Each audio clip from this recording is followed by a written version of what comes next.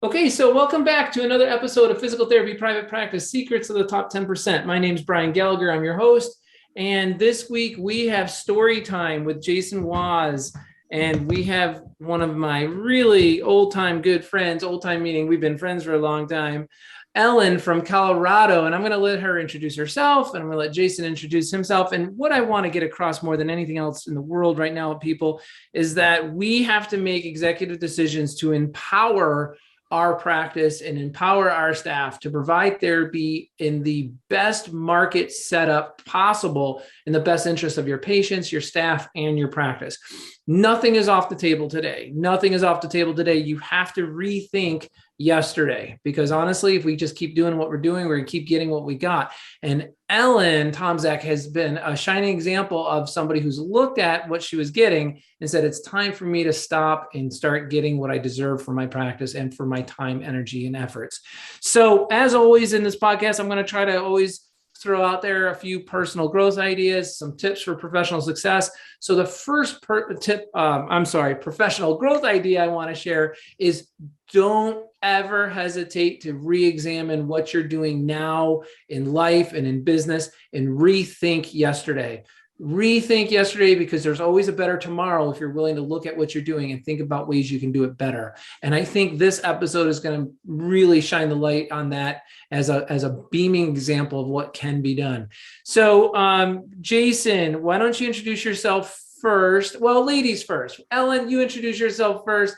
Let people know where you are and what you do, and how you came to this point. And then Jason will introduce himself. And then let's start with the situation of when you guys first got together, collaborated, maybe mention we collaborated some time ago, Ellen. And, everything's a phase, right? It's just one more step in the sand, closer and closer to the beach of water, right? So let's start off with you and let people hear the story, because I think there's a lot you listeners can do about this.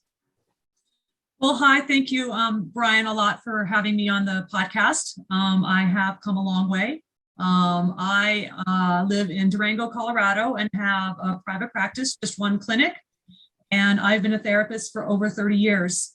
I knew how to be a therapist, and I didn't know how to be a very good business owner, and I collaborated with Brian and his company, and over the years have really transitioned my thinking. I am traditionally a very old school therapist, very insurance-based therapist. And it took a lot for me to get out of my own head and move forward. And both Brian and Jason have helped me come a long way. Yeah, that's great. That's good. You've been a therapist a long time. I've been a therapist a long time. I think it's safe to say we've seen the world change quite a bit. Yes. Yeah. Not just in the way in which we deliver care, but in the people in which we're delivering care with and the people we're delivering care to, right? So Jason, to that end, you saw something come on the horizon some years ago when we first met, and you thought to yourself, hey, this could be a game changer. And what did you do from there? Can I just say first that I don't think I've ever been more excited to have a conversation with you, Brian. And it's kind of come full circle. I was smiling the whole time Ellen was talking, because seeing what she's done with her practice over the 2 or 3 years that I've known her is just amazing. She was one of those practice owners, like, we all are from time to time, that I don't want to say can't get out of your own way, but you've been doing things the same way for so long. 2 years ago, Ellen adopted the Newbie device, which I joke with people telling everybody that I'm a famous podcast guest now, because I've been on, I think, 3 of them, and 2 of them have been yours. So I'm like, that's about my extent of being on podcasts. But I saw the genesis of this conversation was I saw something on your mastermind Slack channel. And I kept saying a repeat thing of practitioners saying, hey, we're getting low reimbursement. What can we do about it? And then just so happens a month ago, Ellen and I had a conversation on the phone about something else. And she's like, hey, Jason, guess what?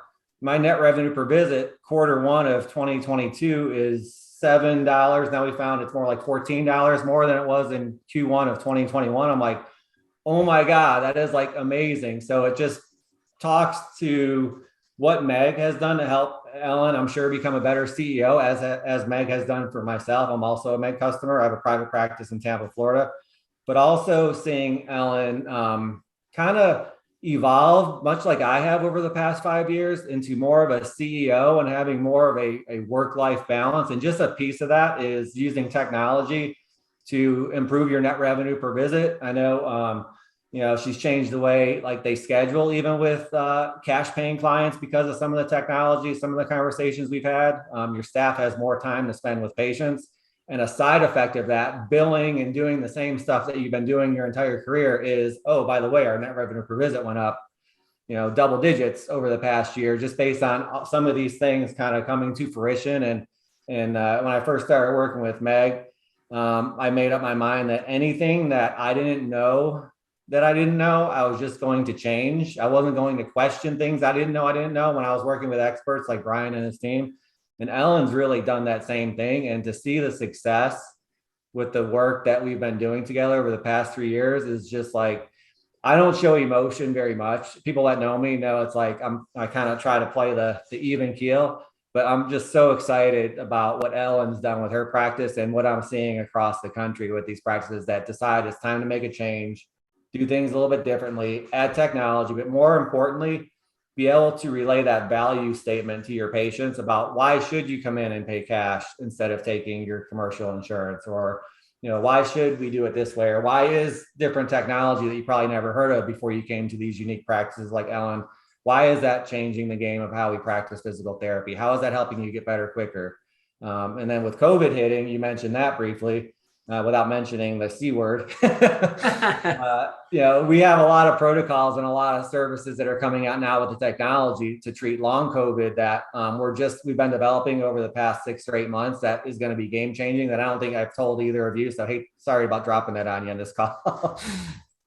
No, we all want to hear about that. And, as typical, what we like to jump right into, because we have, thousands of people listening, is solutions and results, right? And I think a lot of people who listen to podcasts are looking for solutions that have, verifiable results, positive results. So Jason, I'm going to definitely want you to share some of the results with the solution that we've been actually promoting and advocating and talking about to help the lives of practice owners by adopting more modern technology in terms of clinical practice. Ellen, we definitely want to hear your results of your application of some of those technologies in your practice. Before we do, though, all three of us are PTs. All three of us have had private practices for some time. Everyone who's listening is either a PT or PT owner, right? They're one or the other, most likely. I mean, that's not true. We have a lot of other people who aren't even PTs who listen to the podcast because of the business concept. But what is the problem? Let's connect with the problem first, because if other people don't share or connect with or embrace the actual problem that's trying to be solved, then there's no need for change, right? There's no need for me to do anything different if I don't perceive that I even have a problem going on. So Ellen, what was the problem you started to experience in your practice? And it could have been one problem, 2 or 3, it could be in phases. But if you were to tell me like your story, like, you know what, I had a need to change things because these were the problems I started to experience, what would that be? Some of the main problems, which I know many practice owners fall into, is one, I was treating patients way too much, still at a full-time plus caseload and covering for other things. Revenues were dropping. Working with certain insurance companies was becoming more and more painful. More things were being denied.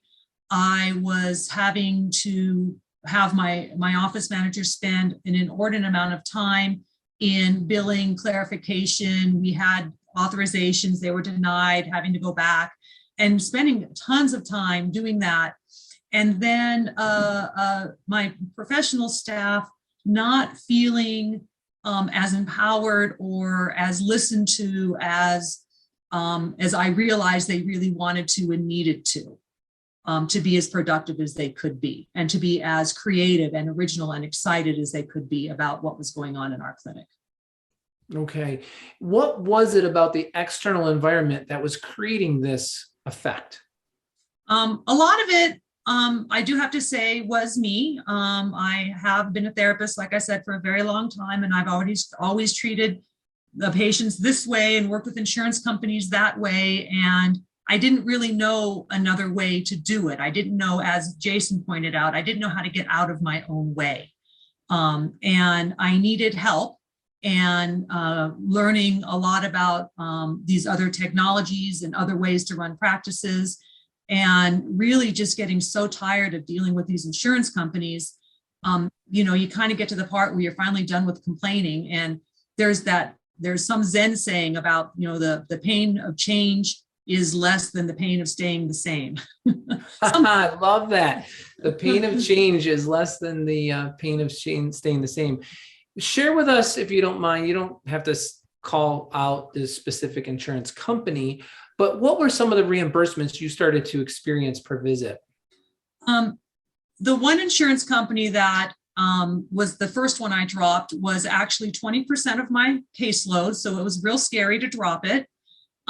It was a flat fee reimbursement in my state, and it hadn't changed. I've been in private practice for close to 20 years. It hasn't changed in 20 years how much they're reimbursing. We worked really hard to negotiate with that company, and the response we got was, "That's great. We don't negotiate. We have plenty of other providers in your community. If you don't want to participate, just let us know." And that was the extent that we got from them. What kind of dollars per visit? That was below 70. Below 70, like 68, 65? Yeah. Say the number. What is it? Yeah, 65. $65. The reason why I'm asking you that is because I go into clinics that are getting paid like $47. I've been in a clinic that's getting paid $37 a visit. I've been in a lot of offices that are $51 a visit. And people will often ask, Brian, when is enough enough? When is it low enough that I just literally, and my answer to that for those of you listening is, you must know your cost per visit. What does it cost you to deliver an hour session of physical therapy? If you're not making $20 over that, people are working Taco Bell front counter for $21 an hour. You're going to run your entire practice and build this business on less than $20 a visit. I'm sorry, massage therapists get paid more than $85 a visit.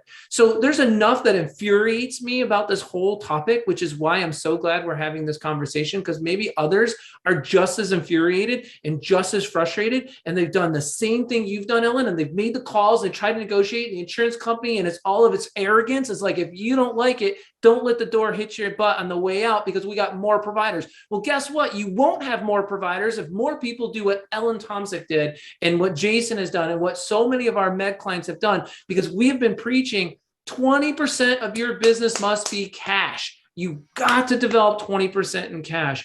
So herein lies the problem. The arrogance of our insurance companies in this country. We work and operate in a health cost system, not a health care system. There's no emphasis on care at all. It's all about how much they can manage their costs and rip the providers off to any degree that they can afford to get to. So Jason, you made a change. You had a shift in your operating basis too, because I don't want to come across all angry in this podcast the whole time. But you came across and said, you know what? I found a solution that we could actually be a little bit of a game changer. We can tilt the tables into our direction. Share with people that solution. And my favorite stat is how many people actually get one newbie who ultimately end up getting more than one, because that really says it all. Yeah. I feel like a bobblehead doll as you're talking. I'm like that fanboy, like nodding my head. Yes, yes, yeah. Bottom line is, and I hope what the listeners can get out of this this conversation we're having today is, you absolutely can get rid of the lowest payers that you have coming in as far as revenue. Ellen had 20% of her payer that I was in those conversations with her. We were at CSM in Denver in 2019. And having the conversation, she's like, well, how do I do it? I was like, get rid of the one that is the worst payer. It doesn't matter what percentage it is. Nope. That's the one you have to cut first, because the bottom line is, and I don't want to take over like the business management side of things, but if your net revenue per visit is not more than your net cost per visit, we all see it. We know we want to treat those patients. We have nothing against treating those patients, but when you see what payer sources attached to them and you start just like shaking your head when you look at the schedule, if anybody listening to this is that person as the practice owner, that's the insurance that you absolutely can delete. And Ellen's a perfect success story, and we'll talk about how she did it. But that's like the main point. I was there from 1996 when I became a PT to 2016 before I decided I had to make a change. And I remember my payer, it was about 40% of our insurance. It was all the first responders, all the teachers in the 2 counties that we serviced. And I was like, I can't not see these first responders and teachers and retirees from these programs. So I was like distraught when I first dropped this payer. But guess what? We all found a way to continue to see them through cash-based programs, through other programs that we could see them. It was a higher quality of care because we didn't have to see as many. I mean, you can make $25 a visit work if you see 6 people in an hour. But that's what we call in the business a mill or a shake and bake clinic, right? None of the clinics you work with want to be that. No. And so the item was, I was in the same boat as Ellen. I was seeing every single patient. I was overwhelmed with seeing patients, managing the business. And probably the reason, Ellen, you were the problem with your staff and you weren't getting through to them is you were probably so burnt out working in your whirlwind that you didn't have time to answer their questions or to listen to them because you were doing it all. So what's the solution? Finding a clinical way to be able to get really, really good results really quickly with the patients from a clinical standpoint. You could have a new grad PT, you could have a PTA, you could have somebody that's not as experienced or well-known or gets as many referrals as you in your particular geographic area. And you could actually use a piece of technology to do the same stuff, everything else you normally would do as a PT, you're still doing. You just add this one piece of equipment, which is the newbie. And I've spent the last 5 years of my career standing at the top of the highest mountain promoting this, pulse direct current stim machine. Could it be considered a modality? Yes, but it's a whole standard operating procedure. It's a whole different way of adding to the value of therapy that doesn't take away from what physical therapists already know and love doing, whether it's manual, whether it's dry needling, whether it's, therapeutic exercise. 99% of the clinics that I work with aren't modality clinics. They're manual therapy clinics, they're exercise clinics. And you add this one piece of equipment and you could scale that. I call it the aha factor with every single therapist that you maybe weren't necessarily going to hand over your most involved patient that only wants to ask for you, the owner. So I think what it's done for Ellen and what it's done for the 200 other clinics that I've worked with over the past 5 years is it's allowed them to just kind of add that one little piece of clinical treatment to get that aha factor within the first 4 sessions that as a clinic owner and as the most senior physical therapist, you feel like the other therapists are going to be asked for basically if they just add this one piece of equipment, doing the same stuff, all the other stuff they're already skilled at doing, they're using it just as an adjunct to that. Yeah. And the thing with that, for those people who have just heard this for the first time, there's a rehab protocol. There's a rehab movement exercise protocol that goes along with the application of the newbie. So we'll talk about that a little bit later, but back to Ellen, Jason touched on something that I think we need to have an exchange with. We need to talk about is, prior to you like putting your foot down and saying, you know what, I've got to make this change. It had to make you feel in a way that wasn't naturally yourself. Right. And I think we kind of push that down and we try to pretend like that's not there. And we get a little jaded, maybe we get a little frustrated, internally frustrated, and we could be a little snappy and not really our happy, cheery, easygoing self when we're so frustrated because we feel and we know that we're being taken advantage of.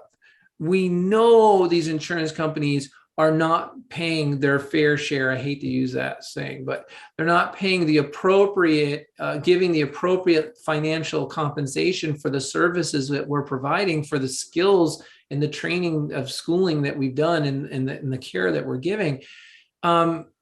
Did you feel, is my question, here's my question. Did you feel that change in yourself personally once you switched over? Because I'm not always a fan, like go all cash. I mean, all cash practices are fine and I'm not against them, but they don't work everywhere. So I'm just going to say that. I'm a bigger proponent of the hybrid model.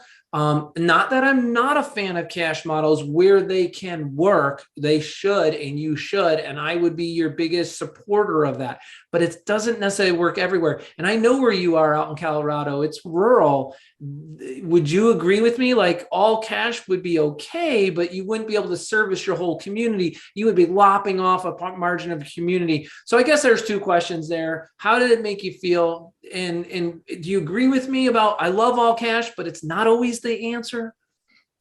Right. So how did it make me feel? When I dropped my first insurance company, I was scared, a lot of scared. I was, laying on the couch going, oh my God, we're going to feed the dog old boy,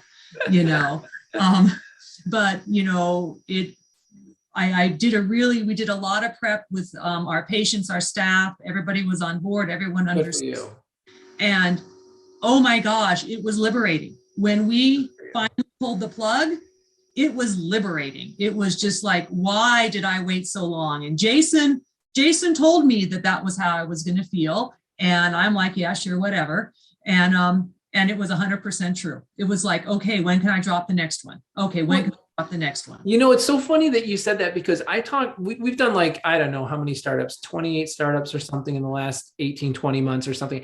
And when people sign up to get like executive trained and get their MBA, like is what I like to say, it's like an MBA like program and how to run and manage their practice through Meg Academy.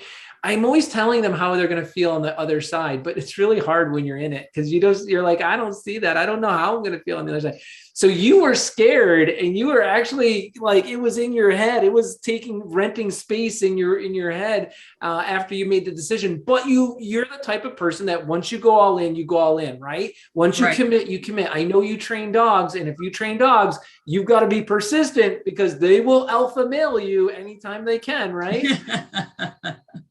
Right. And and so then we just recently dropped another insurance company, and good for you. One of our goals is if we can retain 50% of the people that are on that insurance and convert them into a self-pay program, we consider that success, and we've been able to do that. That's what people need to hear.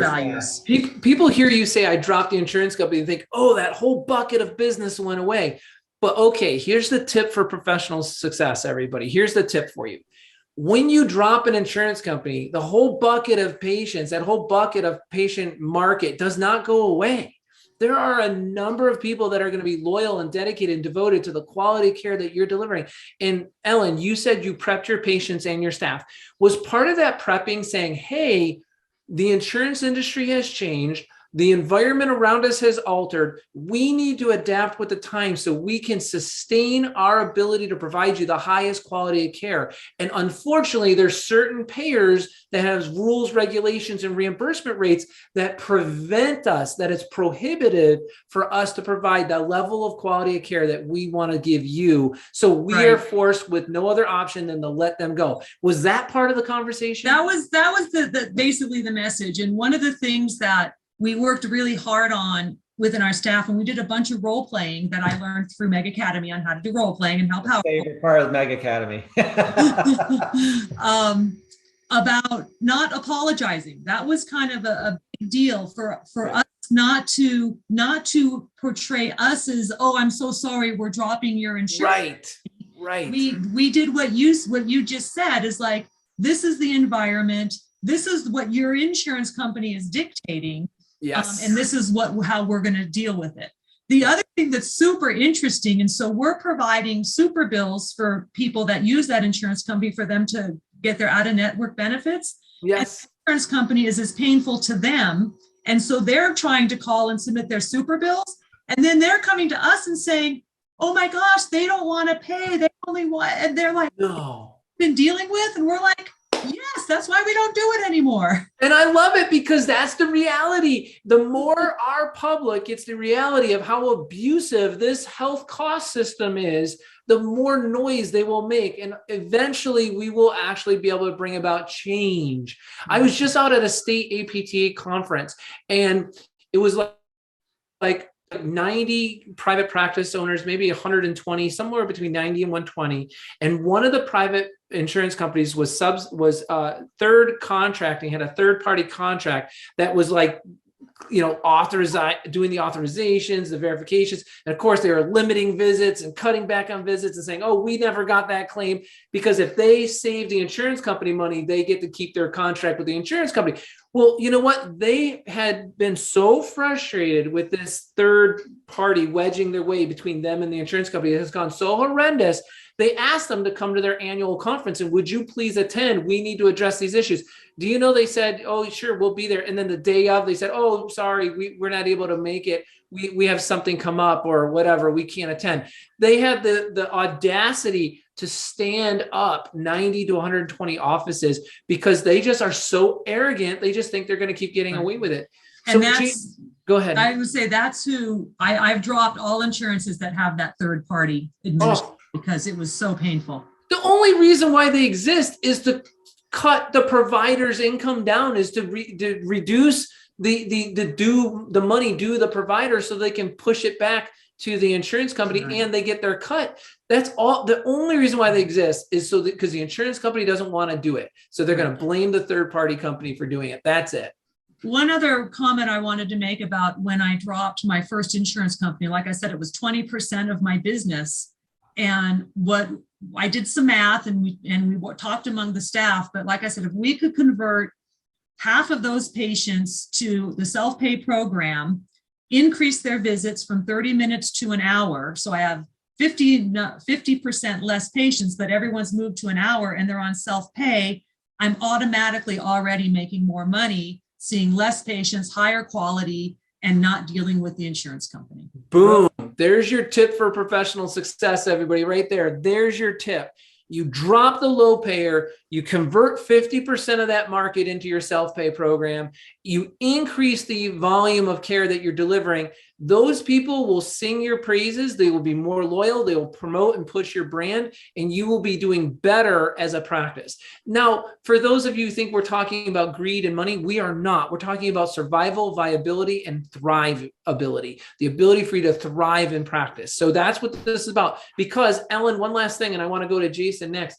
When you converted and you started to see that you're giving more care, better care, higher quality care, you're getting paid better for your services, what was that trickle down effect on your staff? How did that influence your staff? Because this isn't just about the practice. Oh, the staff loves it, and it motivates them because the insurance, the time frame for an insurance-based patient versus the time frame for a self-pay patient is different, and the documentation requirement is very different. So the therapist gets rewarded with more time, less documentation. Yes. Then within how I reward my therapist, they have a little bit of a higher reward on a self-pay patient as well as an insurance pay patient. So they have incentive to convert or get self-pay patients over insurance patients. And everyone just loves it. I mean, it gives them time to do work with our new technologies, a lot of our new programs, a lot of our new services. And we have a lot of families now, husbands and wife, kids, grandmas, things like that coming in. That's fantastic. Jason, between you and Ellen, name off a couple pieces of therapeutic, clinically advanced therapeutic technologies that we've been talking about. I know we mentioned the newbie. Just mention a couple too, I guess. Just people need to know, what are we talking about? Like, they're like, what are you talking about? Like, what are you applying that you weren't applying before? Sure. Can I just comment on like a lot of the conversations Ellen and I had when she was getting ready to convert? Yeah, and absolutely. We were both, she kind of, I think, started getting me feeling like I needed to be on a couch talking to somebody, because I'm like, I know it's going to work, but I really hope it does work, in the background. And it's worked every time I've helped another practice kind of convert using technology that we'll talk about in a minute. But what Ellen, I'm glad you brought up the point of how did her staff handle it, because she mentioned no longer is her staff on, let's say on an 8-hour day, they're no longer seeing 16, but the ones that are seeing cash pay, they're seeing 8 if they have 8 cash pay. And we're talking about commercial payers here. We're talking about the ones that have like a managed care plan. Yeah. Those are the ones you cancel, right? And so I'm glad you brought that point up, because it makes like the staff is just like, and those patients feel like they're almost VIPs. We all like our patients equally. We're not going to play Sophie's choice with any of our patients. We all want to treat them with the best care possible, but there's buckets of how much time you could spend with them, because of practicality, right? So just being able to kind of do that. But so the newbie was the biggest thing that, I think you promoted in your new program, right, Ellen? You're like, you're going to have access to anything we have. It's not just the newbie, but it's anything that we have, you have access to it all.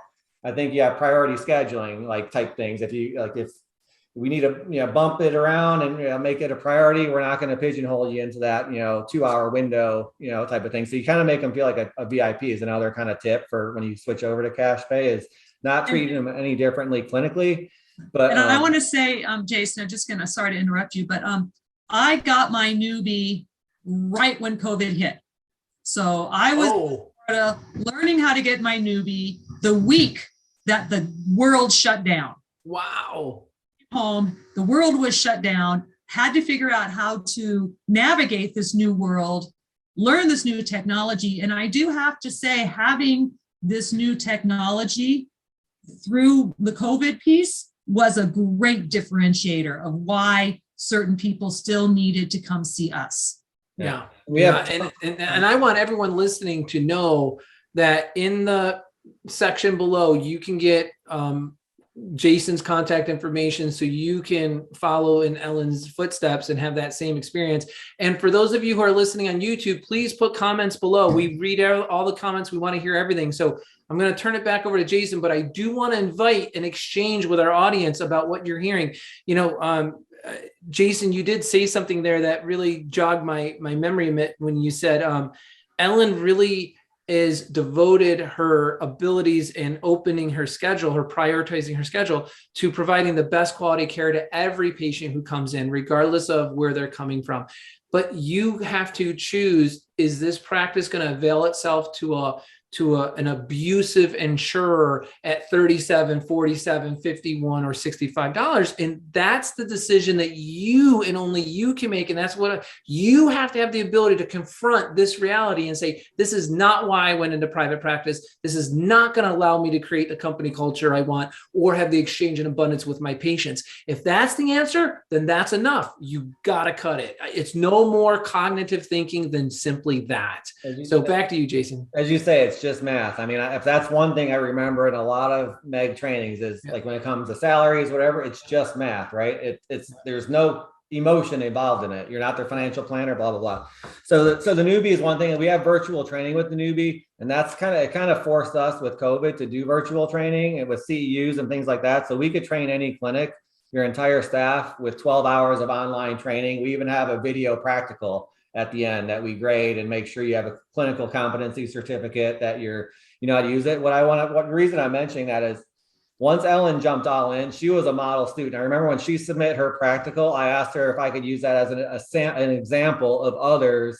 And it's not just like a robot. You do A and then B and then C and that's how you use it, but the way she was relaying the value of it and how it's different and how we're gonna improve your recovery time and things like that. So she was like unbelievable at that. So she was like, again, like, I don't want to be like a cheerleader the whole time, but she was like an unbelievable student when it came time to deciding. But one of the things that we discovered with utilizing the newbie, now we've trained over 2,500 clinicians over the past 3 years, is we're seeing that a lot of the protocols using this pulse direct current absolutely has a positive effect on the autonomic nervous system. And how does that relate to the pandemic? Well, one of the things when people are stuck in sympathetic, that fight or flight, whether they're trying to lift a car off a little baby or whether they're neurodegenerative and they're perpetually in that sympathetic nervous system fight or flight state, is they have a really hard time of snapping out of that. But just specific protocols that we discovered by accident, started noticing like, well, somebody's HRV is a lot better. They have a lot higher HRV, meaning they're more parasympathetic, rest and recovery without. What's HRV, Jason? Heart rate variability. Heart rate variability. Heart rate variability is an important thing to measure. Why? It gives you a snapshot into what the patient's autonomic nervous system is doing. So that controls everything from stress levels to recovery to immune function. Ding, ding, ding, big one, right? If you're really stressed in your autonomic nervous system, there's tons of studies that show your immune function is going to be worse. But also from an athletic recovery standpoint, we have a lot of neurodegenerative patients that we're helping because we're able to kind of get a really simple diagnostic. It's a 5-minute test using ECG clamps on the patient's wrists. And it gives us a really detailed snapshot of what their heart rate variability is doing. We can use that, and you use that clinically. Ellen, do you use HRV in your practice? I have purchased it, and we are in the process of implementing it now. We don't have experience yet. Okay, Jason, that's great. I'm glad. And Jason, the practice owners that have it and use it, they use it how? They use it to determine before and after effects of the newbie, or is that just no? We recommend utilizing it within the first couple sessions as an additional part of your initial evaluation. Okay. Right, and then it gives us a snapshot in bright color on different graphs of how much are you sympathetic versus parasympathetic. What is your stress response? All this stuff. So we use it as a baseline for every single patient, just to say, hey, I know you're here for physical therapy for your elbow, wrist, knee, but we take it a step further here. We have this diagnostic where we can look into your nervous system and get a snapshot, because that's what controls everything: pain, function, weakness, being able to walk properly. If your nervous system isn't optimized. So it's something we kind of stumbled upon and actually developed a system with a company to kind of develop a proprietary system of assessing it. But after the first visit, we don't do it every time, and we don't recommend doing it every time. But for instance, if a patient comes in and says, I've had a long weekend, I was thinking about not coming in for therapy.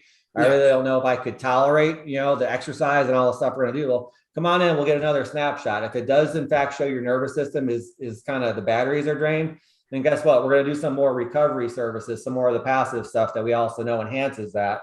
So we really use it for evidence-based practice. If a patient comes in, they say, I'm feeling great, I feel like I could walk through a wall. Well, let's get a test. Yeah, you're right. Your nervous system can handle it. We know we could push you.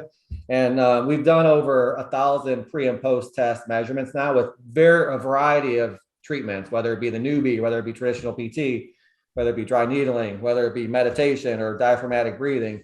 So we have a lot of pre and post data now to know that it actually does drive evidence-based practice. And it's a really relatively inexpensive, very simple to use, but very powerful diagnostic tool. And I think more now in our society than ever before, people are inclined to go and gravitate towards those things that have proven evidence of working, right? They have proven results of actually being effective. And HRV is a way that you can really show the patient, like, this is where you were week one, this is where you are. And it doesn't just mean that the application of treatment when they walk into, when their discharge is newbie or laser. It could be manual therapy. It could be, like you said, Jason, diaphragmatic breathing, meditation, so many of those things. I mean, we are introducing more and more into the physical therapy model. I think, Ellen, you have a reformer, and you utilize your reformer as part of your main therapy approach, correct? Yes, it's been adding the reformer was another game changer for our clinic, and it brought in upgraded a lot of our skills, and then enhanced many of our patients' rehabs and then as part of our self-pay program, we've had people then come in finish their therapy for maybe a back surgery or something, and then they buy a self-pay package and do a 12-week reformer Pilates training program. Absolutely. I mean, I don't know. When I used the reformer for core, I never felt like I ever got as much of a workout in my core as I do when I do the reformer. I'd really like to get back to that, especially since I had this disc replacement back in December. I am on going into month 5, 6. I'm ready to start really rehabbing hard. So come on out to Colorado. We'll take care of you. I know that just having this conversation really, I really wasn't giving it any thought because I've just been so consumed with healing. But now I'm ready to stabilize and really build that up. Jason, I told the audience I wanted them to hear, I am a big fan of the newbie, as everyone knows. I've been a big proponent because I'm a proponent for anything that makes a change, anything that's going to help us evolve the art and science of physical therapy, the administration of physical therapy, whether it be the management administration, the quality effectiveness administration, or the clinical care administration. I am a fan of anything. We have to shift the paradigm. We cannot, this is not 1995 anymore, everybody. We've got to be doing things differently. And that's why I'm such a big fan of the hybrid model. Ellen, you said your goal is to generate what % in cash-based business? 20% cash pay. And we actually, within my clinic, have like one big year-long goal, which is our 20%. And then we have weekly meetings, and we all are always doing something to get to that goal. So it's within the whole clinic, the whole staff knows it. We're all working towards it. Yeah. And That's the goal really that's the goal that I set out and I preach to everybody on a regular basis. Jason, can I add one more? Add one more thing. When we were talking about dropping insurances, the other thing that I think was really important that I wanted to make sure I shared, beside, just that increased revenue per patient, is I was able to reduce my support staff by 1 FTE because of the reduction of pain in the buttness of dealing with the insurance. As soon as we got that out of there, we got rid of the arguing post, we got rid of the pre-authorization, we got rid of all of that. I was able to reduce 1 FTE. What little bit was left was absorbed into my current staff. So I have increased revenue per patient and decreased 1 FTE. So like I said, things, like I said, I was doom and gloom, but I'm all about it now. Yeah, I hope everyone's really listening, because there's very few things in life that you can make such a positive change, both in yourself personally and professionally, in your staff, to make such a positive company culture change that results in increased income, increased revenue generation, but also reduced cost. So you increase revenue and reduce cost all in this one move. I think everybody's got to perk up at that. Jason, what % of people buy a newbie end up getting a second one?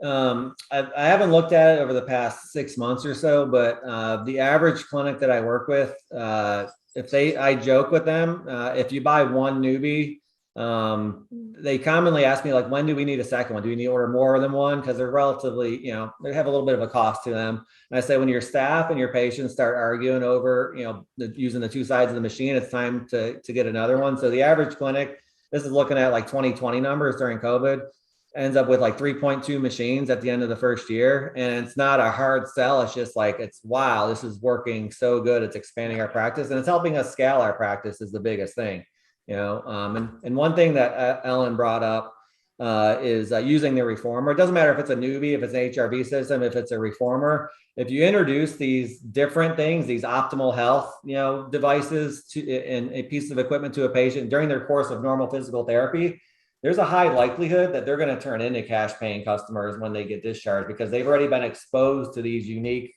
interventions, diagnostic tools during their course of therapy. And so that's one thing I teach, is just to introduce them to these things during the course of treatment, then use them as you see fit, but don't not expose somebody to the differentiators you have in your clinic just because they came in with a wrist sprain and you don't really know what to do with it. Their ticket in the door is their injury. Yeah. But you're doing them a disservice if you don't introduce them to all of the best interventions, tools, equipment that you have that they may not have heard about before. And it's kind of like our obligation to do so, I think. I feel that way too. And I feel like most of the practices that I'm helping to expand or I'm helping to start, I'm really, really promoting and advocating that you have to have your core physical therapy services, bring them to discharge, and have your aftercare program. I really think you have to have your core therapy where the patient's here, they get hurt, you resume their premorbid level, you bring them back up to their premorbid level, and then you have to care enough to take them to a higher level, to an optimum health level, above and beyond where they were before they got hurt. Because there's a reason why they got hurt, right? So obviously we can help people get even bigger, stronger, more flexible, more mobile. So this conversation has been great, because overwhelming problem for people is that feeling of suppression. Like, what can I do about it? They're not going to increase my fee schedule. I've talked to them several times. They haven't raised rates in 10 years. Inflation is at 8.5%. And if these people, these insurance payers, are not going to increase your reimbursement for the services in response to what's going on in inflation, then they disrespect you. They don't respect you. They're stepping on you, and they're expecting you to take it. They're expecting you to take that beating.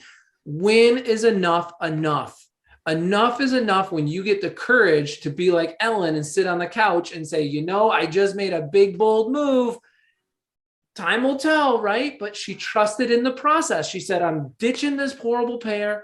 I have a goal to move 50% of those people over. I have a goal to enhance the ability of my therapist to treat the way they were meant to treat, the way we were taught in school. And I, heck or high water, I am going to deliver on those promises. I'm going to create a practice environment through the use of technology that's going to actually attract more business into my four walls. Has the adoption of this technology, Ellen, definitely expanded your brand? I mean, I know it's done wonders for your existing caseload, but do you feel it's also expanded your brand? Yes. We're as busy as we've ever been. Waitlist and thankfully, one of our other big goals was to increase our friend and family referral base. Great. And take the referral base out of the physician hands. Yep. And we have between 60 and 75% friend and family repeat customer referral base. That's awesome. We always say a high quality practice is any practice that has more than 60% of their evals per month coming from return business. A friend, family member, friend, family member, coworker, or peer of a patient who's been here before. Anybody associated with that patient who comes in is return business. So right. Ellen, that is a shining example of a high quality practice. Jason, what else would you like to share? And sure. I think we've given people some real food for thought on how it's time to stop doing what you're doing because you're going to just keep getting what you got.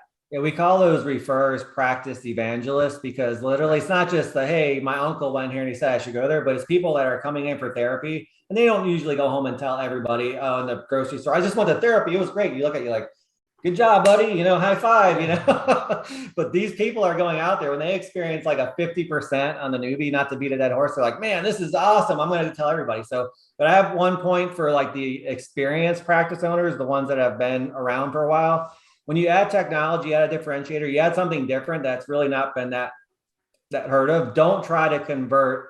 Don't try to buy something, invest in something under the guise that I'm only going to use it on cash-based patients and I'm going to get cash-based patients from it right away.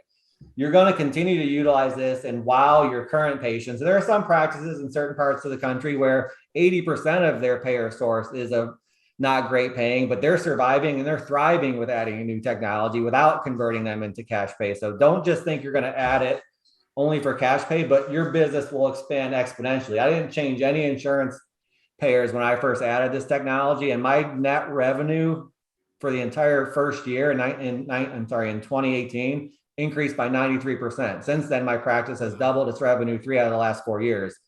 Not changing anything, but adding this message, technology, we're going to take care of this type of thing. For the new practice owners, for the new clinics, don't discount adding technology at the very beginning because you of all people need to stand out from those practices that have been established forever and a day.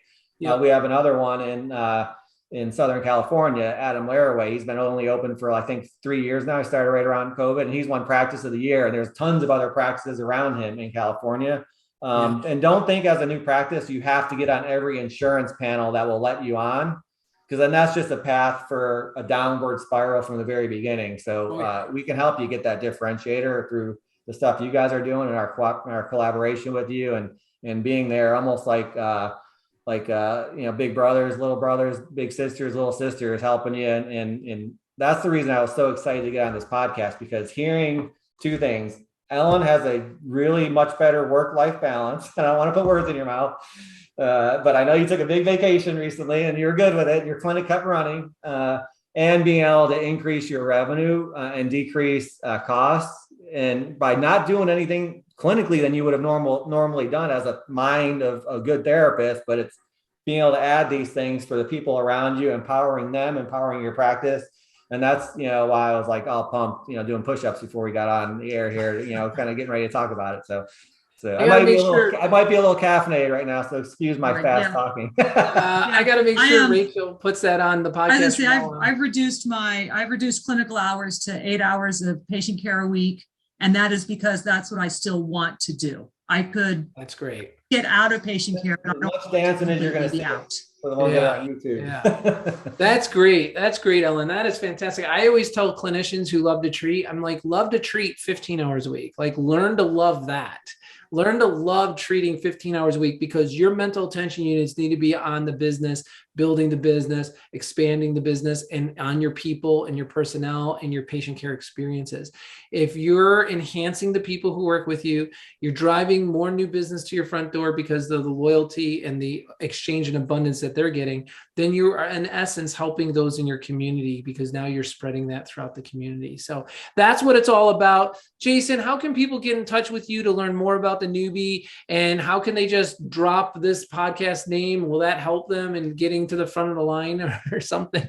Yeah. We're crazy getting back to everybody. I think, if you text me or email me, or if you don't get something within the first 5 minutes, there's probably something wrong with us. But the website is newpttech.com, and I'm sure you'll put a link, but it's spelled like neuro, NEUPTTECH.com. My email that goes directly to me is support@newpttech.com. But if we're able to put the links there, literally, we'll get back to you very quickly, and mention the podcast so I know kind of what the topics were that, kind of prime the pump, so to speak. But I'd be happy to talk to anybody as much or as little as they need. Definitely. Podcast 216, New PT Tech. It's over Jason's shoulder. You'll see it there on the board, and we're going to have it in the comments below. Ellen, are there any last words for somebody who's listened and saying, gosh, I don't know, that's a big step. I hear what she's saying, but I my advice before you answer is just like, everybody feels like that. Like whenever you get on the edge of change, you're supposed to feel like that. That's not meant to make you go backwards. It's meant to make you know that you're doing the right thing. But what would your message be?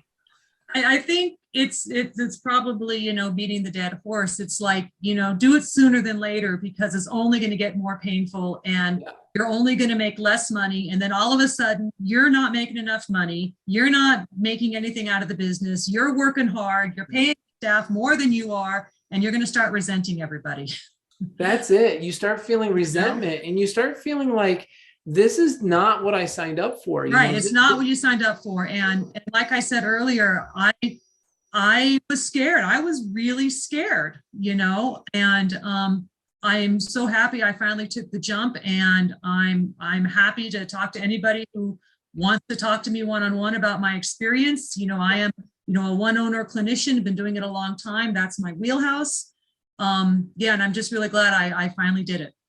I mean, can I just say one more thing? Resentment works both ways too. If you're resenting things, I guarantee you the people that are being resented are also doing the resenting, and it could turn into a toxic, non-productive environment, right? And the culture goes downhill. Yeah, it absolutely does. It absolutely does. Boy, I've been there, sold my practice twice, and I love being a physical therapist, but man, the feeling of when I sold my practice, I'm helping 3 people with their succession plans right now. And the thing is, when you get to the other side of that, and I'm not promoting everybody to go sell your practice, but when you do, it's like you realize how much suppression you were under by being in that system.